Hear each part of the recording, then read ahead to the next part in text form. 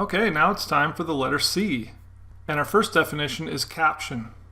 Captions can be column headers in tables, or they can be labels for forms. So if we go back to our employees form and we right click and open it in design view, and we go click on the label, and then we open up the property sheet over to the right, and actually I'm going to bring this in just so it's easier to see. We can go to format, and you see right here in the properties you have the word caption. So first name is the caption for this label, and you can click into here and change it, or you can click into the actual label itself and make the changes there. We can also go into our table, again right click and go to design view, and you can see we have a caption down here. And so let's go actually into our phone here, and we'll go to the caption, and notice that the help text here says the label for the field when used on a view.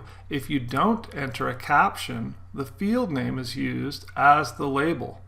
So interestingly, the field name right now is called phone, but if we wanted to have it show up as something different in our datasheet view, we could call this, let's just call this phone number, and then we'll go back to our datasheet view.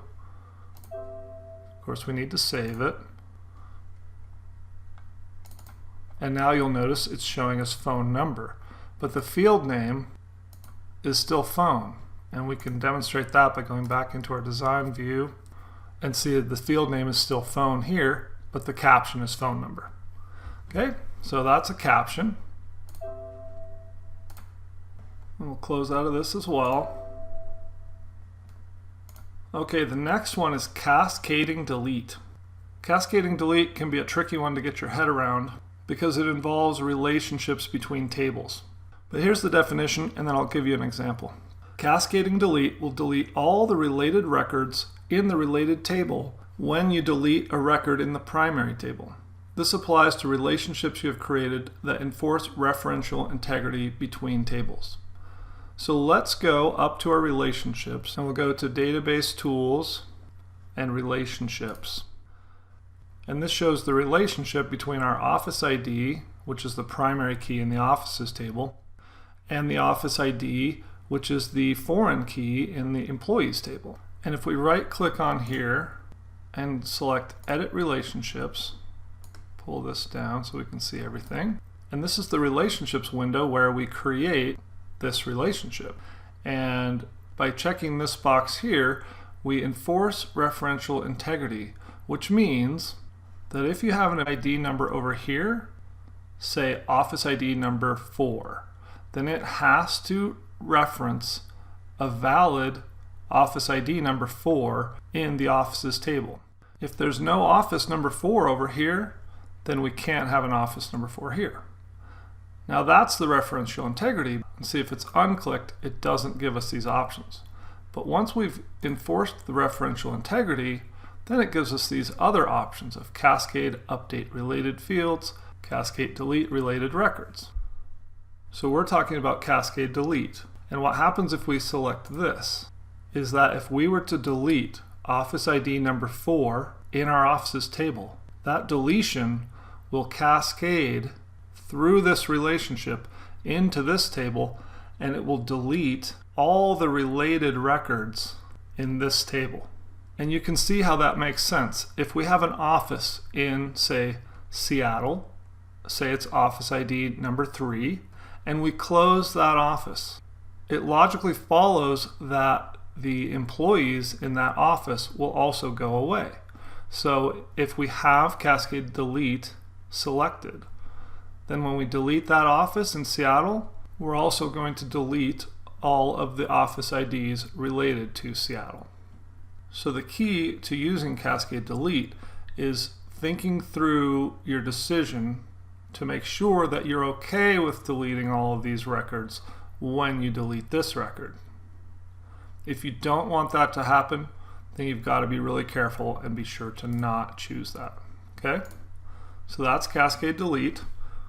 And appropriately, our next definition is for Cascade Update. So cascading update is kind of like the sister to cascading delete. Instead of deleting all the related records, it will update all the related fields. And here's the definition. Cascading update will update all the related records in the related table when you change a record in the primary table. And again, this applies to the relationship you have created that enforce referential integrity between tables. So when we select Cascade Update, if we were to change our office ID, and again, if we have the office in Seattle and that's office ID number 3, and let's say the office moved to Spokane, Washington, then when we update that here, that's going to cascade across this relationship and update in our employees table as well. Okay, so that's Cascade Delete and Cascade Update. Let's cancel out of that and close out of this and move on to something a little easier to wrap your head around, and that's column headers. Column headers are the labels above each column in your table. The names of the headers are usually the same as the field names. So if you go into our table, these are your column headers. And although the definition says they're usually the same as your field names, as you'll recall, when we put in the caption for this one, we actually changed it manually. And in fact, I forgot to delete that. So maybe I should go back in here and take care of that.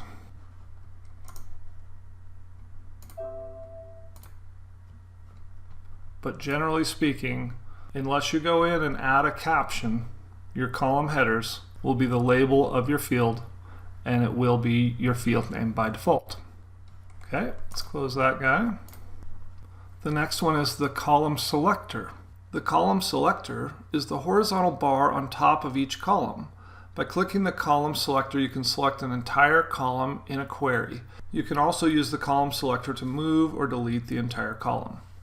So if we go into our query and we'll right click and go to design view, this little guy right here, this little gray bar is your column selector.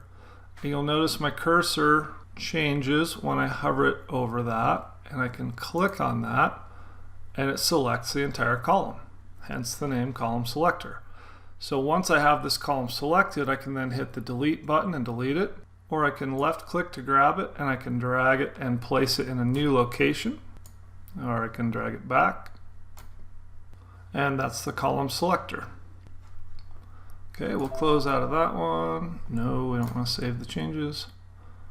Our next definition is control. Controls are graphical objects that you can add to forms and reports. And examples of controls are text boxes, images, labels, graphics, buttons, and lines. So back in our form, we'll right click on it, click on design view. These are all controls, and across the top here are all controls. In fact, you even see a label here for them, controls. So you've got text boxes, labels, buttons, tab controls, hyperlink controls, web browsers where you can insert a web browser into your form, navigation, option group, page break, combo boxes, charts, lines, toggle buttons, and the list goes on. But any of these controls can be added into your form, and you can do this in reports as well to increase functionality. Okay, so we went over captions, cascading delete, cascading update, column headers, column selectors, and controls. And that's the end of the C's.